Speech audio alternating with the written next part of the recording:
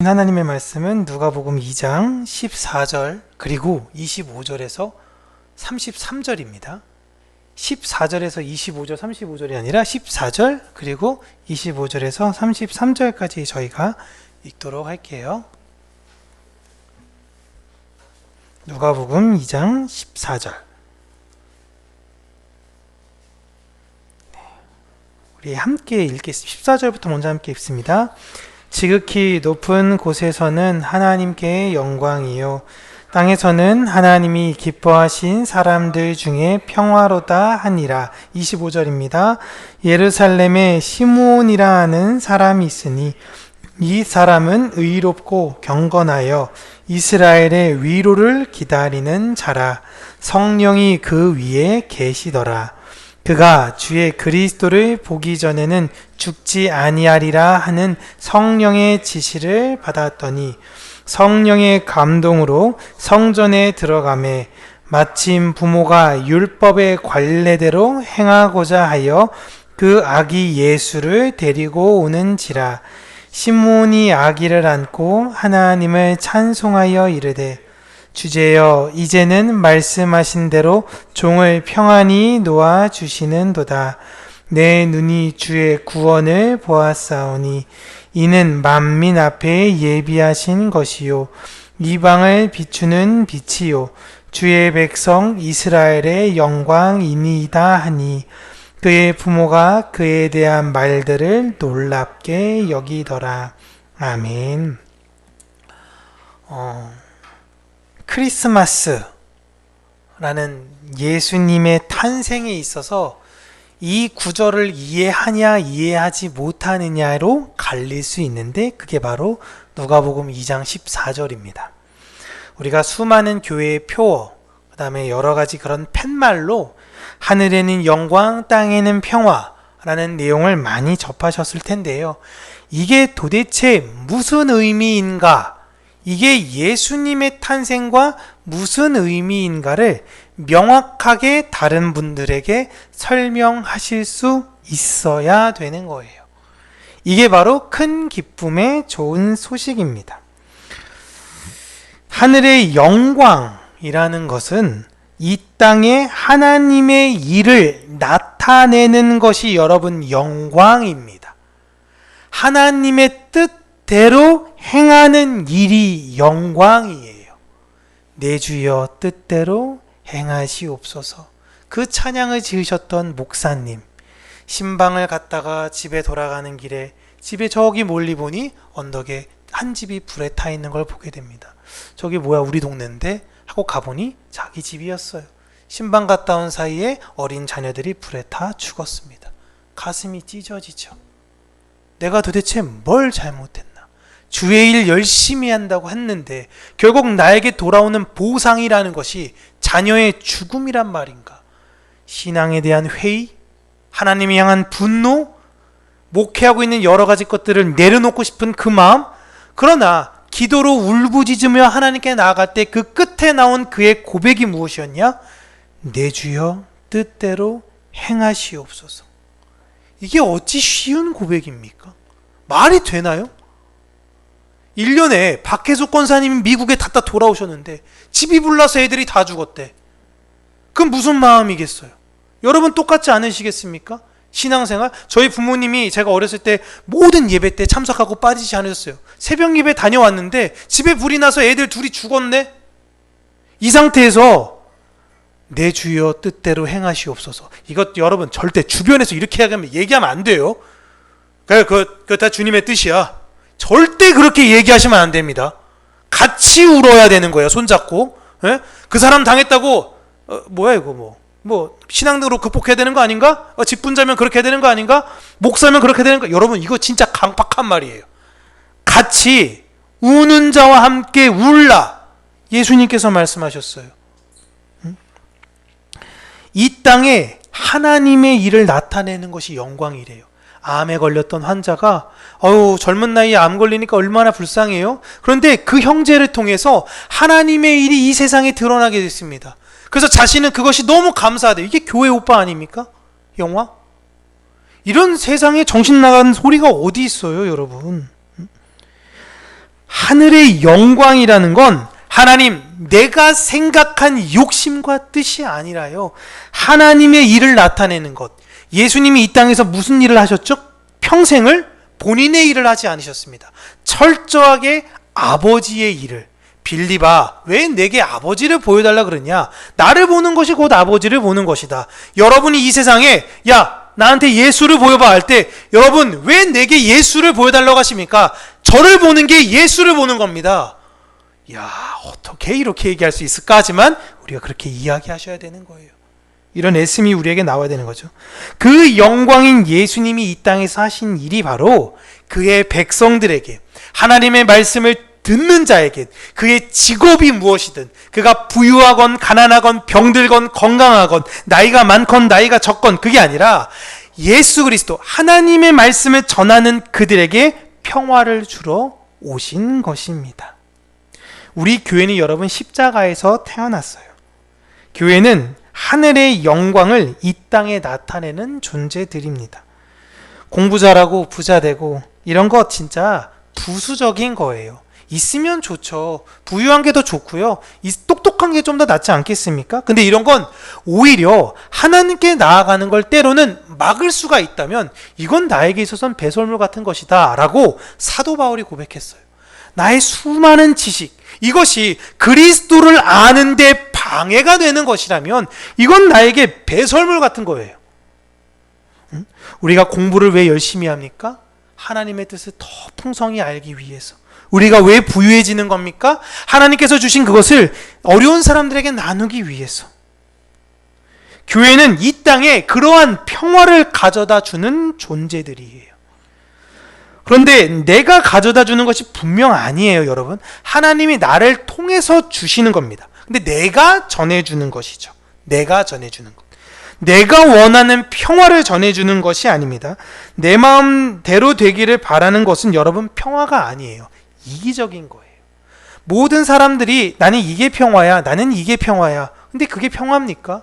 우크라이나와 러시아가 서로 샬롬을 이야기하면서 싸워요.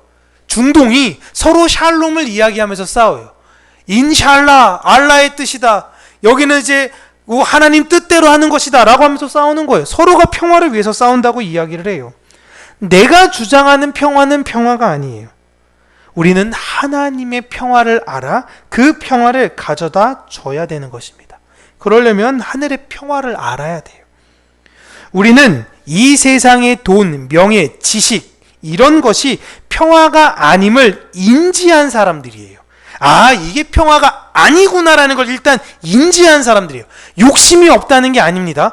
그에 대한 욕심은 있지만 그게 평화가 아니야 라는 걸 인지한 사람들이에요. 크리스찬은 여기서부터 출발하는 거예요. 이게 아니면 크리스찬이 아니에요. 그러한 분들은 하늘의 평화를 기다립니다. 내가 혁명으로 이끄는 것이 아닌 내가 마음 같아선 다 뒤집어 엎어버리고 싶은데요, 하늘의 뜻이 임하기를 기다려요. 오늘 그 대표적인 한 사람으로 시므온이라는 분이 등장합니다. 이분은 약속으로 오실 메시아의 진짜 평화를 기다리셨던 분이에요. 하나님이 하신 약속을 믿고 기다리는 사람이고, 이분은 예수님을 보고 죽는 참 복을 누렸습니다. 얼마나 기쁠까?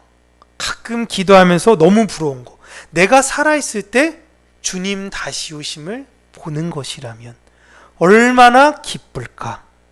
이 시므온이 근데 예수님을 딱 아기 예수님을 안고 한 이야기를 우리가 함께 보면요, 31절에 이는 만인 앞에 예비하신 것이요. 여러분, 유대인의 놀라운 고백 아닙니까? 모든 사람들을 위해서 하나님께서 예비하신 메시아가 왔다라는 걸 말씀을 명확하게 이해하고 있어요. 메시아는 우리들의 샬롬을 가지러 온 유대인들만의 샬롬이 아닌 하나님을 믿는 만민에게 샬롬을 주러 오시는 분이다라는 걸 유대인이 고백하는 겁니다. 그리고 그는 이방을 비추는 빛이요, 명확하게 얘기하죠. 주의 백성 이스라엘의 영광이다라는 겁니다. 할례 받지 못하는 사람에게 빛을 비추는 게 어찌 우리의 영광이 되는가? 근데 그것이 우리의 영광이다. 즉 하나님의 말씀은 무엇이냐? 우리는 유대인으로 하나님의 사랑을 알았으니 이방애가 이웃을 사랑하는 마음을 전해야 했는데 우리는 그것을 잃어버린 세대라라는 것을 시몬은 알았던 거예요. 근데 그게 메시아가 오면 회복될 거야 라는 걸 계속 기다리면서 살았던 거예요. 그리고 그 메시아를 만난 거죠. 예수님은 이방을 비추는 빛, 주의 백성에게는 영광이신 분으로 오셨습니다. 그리고 이게 메시아가 하실 일이에요. 그리고 이제 그 소명을 우리가 이어받아 우리는 이 세상을 비추는 빛입니다. 예수님께서 말씀하셨어요. 너희는 세상의 빛이다. 빛이 될 거야가 아니에요. 너희는 빛이다. 너희는 빛이야. 내 소명을 내가 너희를 지명해서 불러서 줬어. 너희는 이제 이걸 할 수밖에 없는 빛이야. 그러한 교회는요, 자신을 비추는 자들이 아니에요. 여러분 제 빛을 보세요. 제가 이렇게 화려한 사람입니다가 아니라 다른 사람을 비춰줘요. 그 사람이 걷는 길, 여길 우리 함께 걸을까요? 이 길이 진짜 길입니다. 이 길을 비춰줘요. 그래서 자신을 자랑하는 것이 아니라 서로가 서로를 하나님 앞에서 자랑하게 될 것이다 라고 사도 바울이 고린도 교회에 이야기했습니다. 서로가 서로를 자랑하는 것이 영광이에요. 내가 영광을 받는 게 아니라 내가 다른 사람을 높여주는데 내가 영광을 받는 거예요. 내 자랑하는 것이 영광이 아니라 서로를 자랑하는 것이 영광입니다. 가정 안에서 여러분 가장 아름다운 모습이 뭐예요? 저도 참 어려운데 남편이 아내를 사랑하고 아내는 남편을 자랑하고 아이들은 부모를 자랑하고 그런데 어떻죠? 남편은 아내 험담하고 아내는 남편 험담하고 애들은 부모한테 원망하고 이런 최악의 가정이 되면 안 되는데 저도 제가 할 말이 없어요. 제가 죄인입니다. 제가 죄인이라서 제 아내는 저를 어디서 많이 높여주고 그렇게 하는데요. 제 속이 좁고 그래서 제가 잘 그렇게 못하는 것 같아서 저에게 있어서는 하나님의 중요한 숙제인 것 같아요. 우리가 서로가 서로를 이렇게 많이 높여줘야 되는 거예요. 고린도후서 1장 14절 우리 말씀 우리 같이 한번 읽어보겠습니다. 너희가 우리를 부분적으로 알았으나 우리 주 예수의 날에는 너희가 우리의 자랑이 되고 우리가 너희의 자랑이 되는 그것이라. 아멘.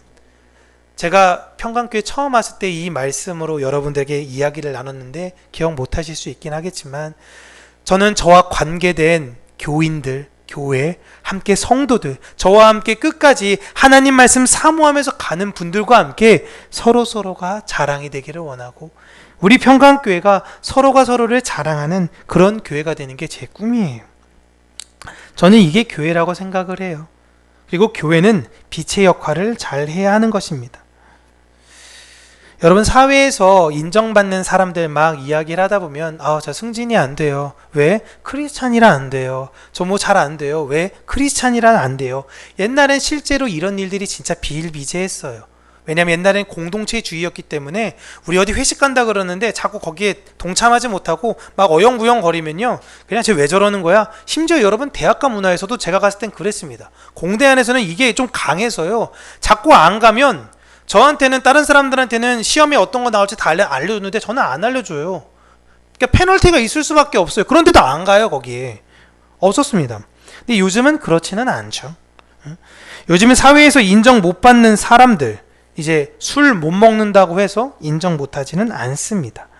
자신의 일 바르게 하지 못하고 다른 사람 지적만 하고 편법과 부정으로 진급하려고 애쓰는 사람들 여러분 물론 지금도 크리스찬들이 그 사람들한테 이렇게 뭐랄까 싸바싸바 이런 걸 잘 못해가지고 진급 못할 수도 있습니다.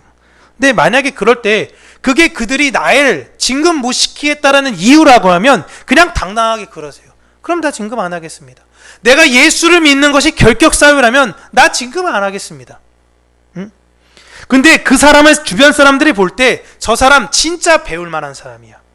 저 사람에게 맡기면 확실해. 저 사람 진짜 좋은 사람이야. 라는 그 평판을 우리가 잃어버려서는 안 돼요. 어떻게 해서든 성공하기 위해서 누군가에게 빌붙어가지고 편법하고 주말에 피곤해 죽겠는데 교회 대신 골프나 치러 가야지, 등산해야지, 부장님 등산 좋아하신다라는데, 그렇게 해서 내 인생의 목적이 나의 승진, 진급, 더 많은 연봉, 더 넓은 집, 좋은 차, 이게 크리스찬의 삶의 이유와 존재, 목적이 아니라는 것입니다. 우리가 그런 것, 예수를 믿는다고 해서 이 세상에서 비난하고 조롱했을 때 그게 당신들이 나를 비난하는 이유라면 그러라고 하세요. 크리스찬은 누가 보더라도 어둠이 아니어야 합니다. 예수 믿는다고 하면서 온갖 불법과 악행과 진짜 배울 만한 건 눈꼽만큼도 없고 모이면 뒤에서 뒷담화나 하고, 그런 사람들 진급한다고 해서 존경하는 거 아니에요, 여러분. 그런 모습은 빛이 아니에요. 때로는 너무 눈이 부셔가지고 좀 가치 있기에 부담스러운, 하지만 참 좋은 사람, 인격적인 사람, 그래 야 진짜야 진짜 크리스찬인데 진짜야 진짜. 우리는 이 땅에 시므온처럼 주님을 기다리는 사람들입니다. 그 평화를 고대하는 사람들이고요, 그 평화를 전달하는 사람들입니다. 성 프란시스가 했던 기도의 제목, 주여 나를 평화의 도구로 써주소서. 미움과 다툼이 있는 곳엔 이게 서로가 이런 것들을 잘 할 수 있는 그런 평화의 도구, 하나님 내가 속한 그곳엔 평화가 있는 곳이 되어지게 하여 주시옵소서. 우리는 이 샬롬을 잃어버린 이 시대 속에 무엇이 평화인지 몰라 서로가 이기적으로 그냥 악다구니 하면서 자기의 유익만을 위해서 외치고 있는 이 시대 가운데에 진짜 샬롬이 무엇인지를 전달해 주어야 하는 사람들입니다. 예수님께서 이 땅에 오셨을 때에 높고 화려한 사람들 앞에서 태어나신 것이 아닌 낮고 낮은 곳에서 비천한 사람들의 손에 의해서 탄생하셨다라는 걸 우리 한번 다시 생각하면서요, 내 영광만을 위해 사는 것이 아닌 다른 이들의 영광을 구하며 그들에게 빛을 전하며 진짜 평화를 전달해 주는 저와 여러분, 그리고 평강교회가 그 사명을 잘 감당하기를 주님의 이름으로 축복합니다. 기도하겠습니다. 살아계신 하나님 아버지, 무엇이 진짜 좋은 소식인가?